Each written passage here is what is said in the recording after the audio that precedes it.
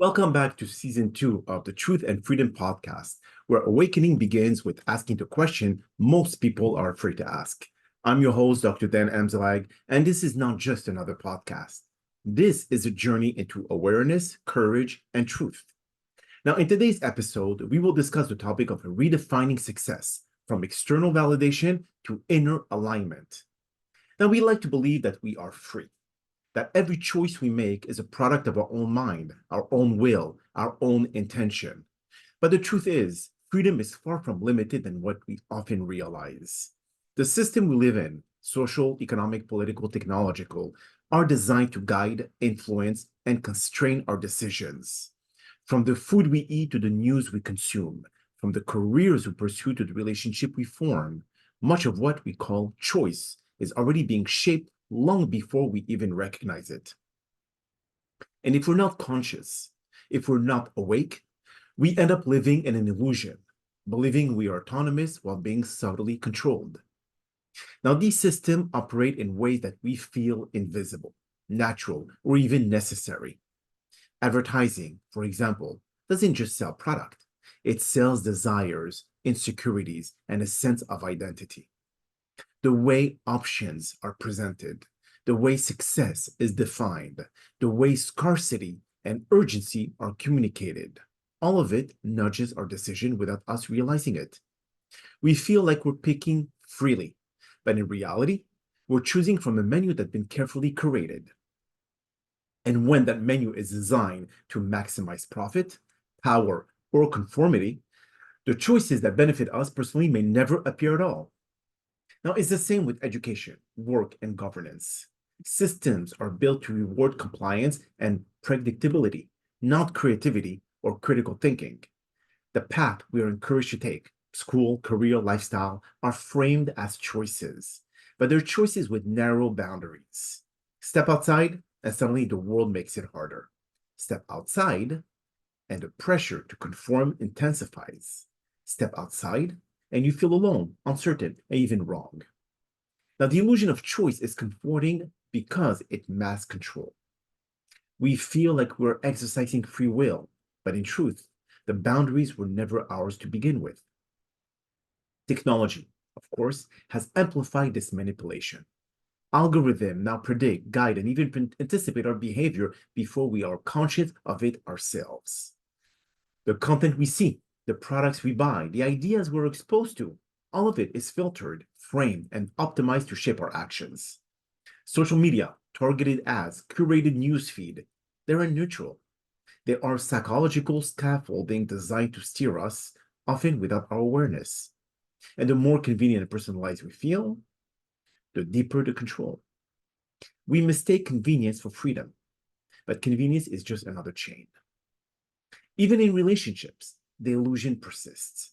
Cultural narratives teach us what love should look like, what success should feel like, and what happiness should require. We adopt these frameworks, believing they are personal choices, when in reality, they are inherited instructions from society. And because they feel normal, we rarely question them until something inside us stirs, a sense of misalignment, a whisper that says, wait a second. Am I choosing this or am I following a script? Now, the first step to breaking free is awareness. You must start noticing where your choices are influenced by external pressure rather than internal truth. Ask yourself, am I buying this because I genuinely wanted or because someone told me it's desirable? Am I pursuing this path because it aligns with me or because it's expected? Am I speaking, thinking, or acting because it's authentic or because the system has subtly trained me to respond that way? Awareness exposes the boundaries, and boundaries are where freedom begins. The second step is intentionality.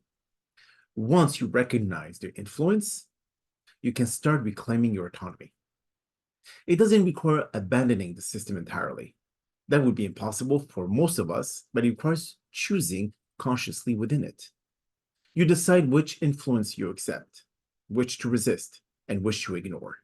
You practice discernment, questioning not only what is presented to you, but why is it presented in that particular way? And in doing so, you reclaim power that most people hand over unconsciously. Now, the third step is courage. Freedom is uncomfortable.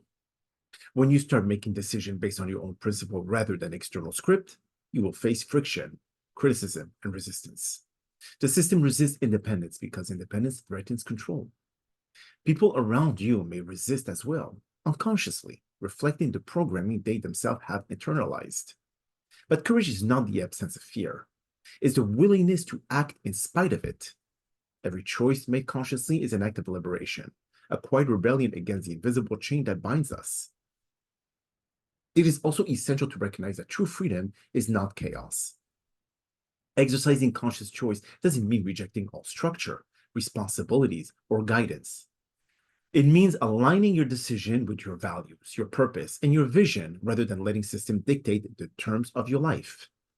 Discipline, reflection, and intentional boundaries become tools of freedom. Systems are still there, constraints are still real, but they no longer have the power to define you. And here's the final truth. The more you understand the illusion of choice, the more you realize that freedom is both internal and external.